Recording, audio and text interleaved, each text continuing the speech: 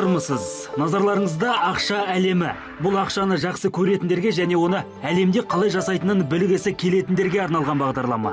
Бүгін біз доминикандық песо жайында айтатын боламыз.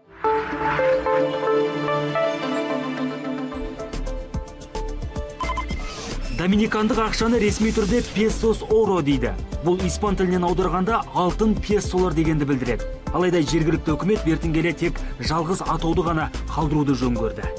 Ал ресми қаржы әлемінде доминикандық песо жайында мынадай ақпараттар бар.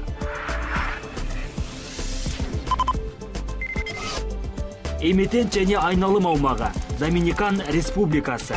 Алғашқы песолар айналымға 1844 жылы келді. Бірақ қазір қолданыстағы ақшалар 1937 жылдан бері шыға бастаған. Бір песо 100 центаводан тұрады. Айналымда монеталар және банкноттар түрінде бар. Монеталар 1, 5, 10 және 25 песо.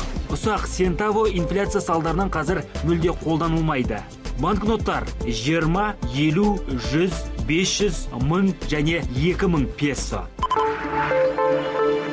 Бұл елде 1947 жылға дейін песомен қатар ақш доллары да ресми валюта болды. Ал бүгінгі таңда барлық сауда-саттық тек ұлттық валютада жүреді. Сонымен қатар шетелдіктерден долларды да қабылдай береді, алайда қайтарымын тек песомен аласыз. Бұл ақшаны Доминиканнан басқа елдерден сатып алу мүмкін емес. Сондықтан осында келіп қана айырбастауға болады.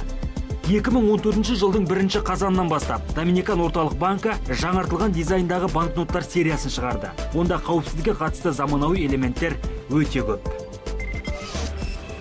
Қызығы сол, бұндағы кейбір дүкендерде монеталарды әлі күнге дейін таразының өлшеуіш жүгі ретінде қолданады. Әлі күнге дейін деуіміздің себебі бұрын шыққан тиындарда салмағы көрсетілетін. Мәселен, 10 центаво 2,15 граммға тең. Қазіргі валюта бағамы бойынша бір доминикандық песо шамамен 7 қазақстандық теңге болады.